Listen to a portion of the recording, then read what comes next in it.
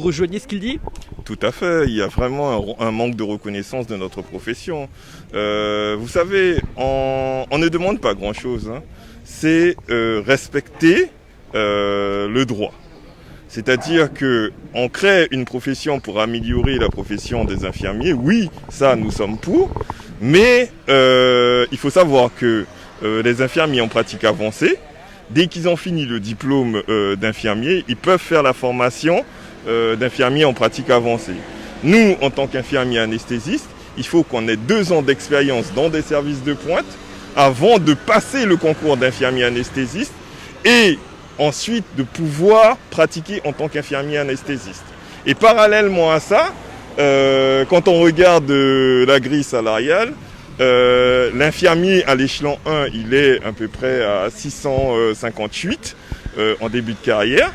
Et l'infirmier en pratique avancée, il est à plus de 700, quoi.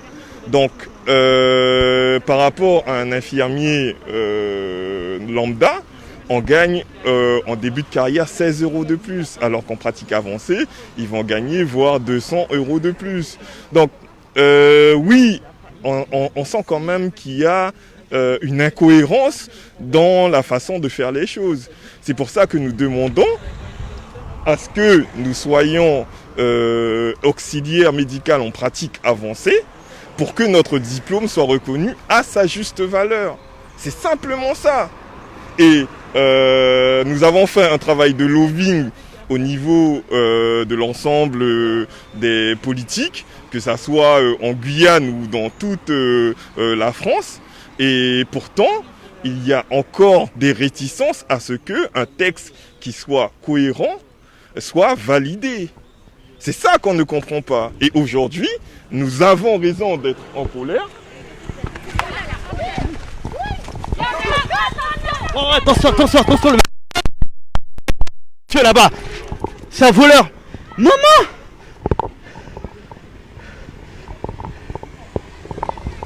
Wow.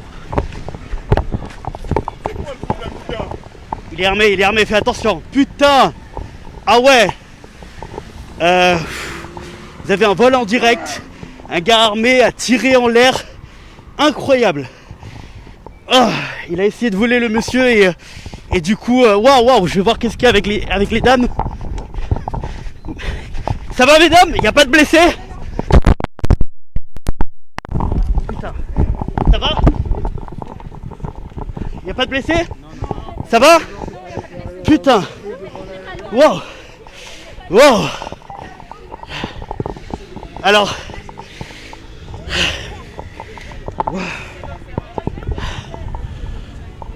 je sais pas si vous avez vu, hein, cher auditeur, on était en pleine interview et apparemment il y a un homme armé qui poursuivait quelqu'un et qui a tiré en l'air et waouh. Franchement, je suis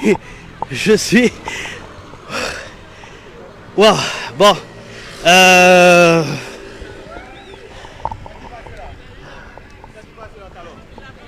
gars armé a essayé de voler.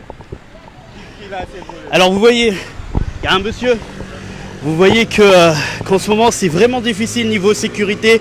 On vient d'avoir un coup de feu en l'air alors qu'on était en plein interview, donc waouh, c'est incroyable. Le monsieur a essayé de voler. J'ai cru que du fait d'être en live, le monsieur allait venir vers moi pour tirer justement. Donc c'est impressionnant. Vous voyez les infirmiers qui sont là, hein, qui, je vous le rappelle, étaient avec nous.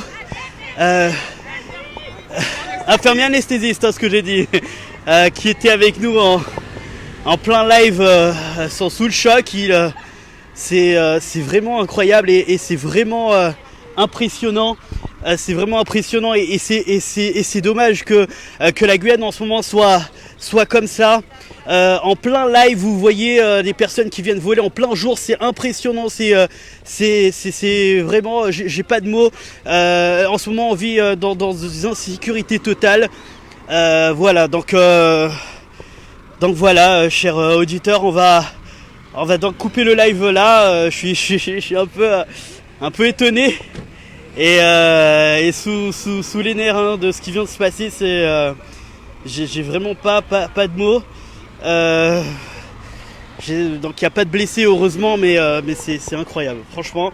Donc vraiment désolé pour ce qui vient de se passer, cher auditeur. J'aurais pas laissé le live si j'avais vu ça avant, parce que bon, c'est des choses qu'on voulait pas quand même montrer en image. Donc voilà, j'espère que ça va aller, notamment pour ces infirmières qui ont une peur fou et qui se sont allongées carrément au sol parce que le monsieur a quand même tiré. On va essayer de revoir ces images et essayer vous pour voir ce qui s'est passé exactement. Donc voilà, merci beaucoup chers auditeurs, merci beaucoup de nous avoir suivis et à très vite sur Radio Pays.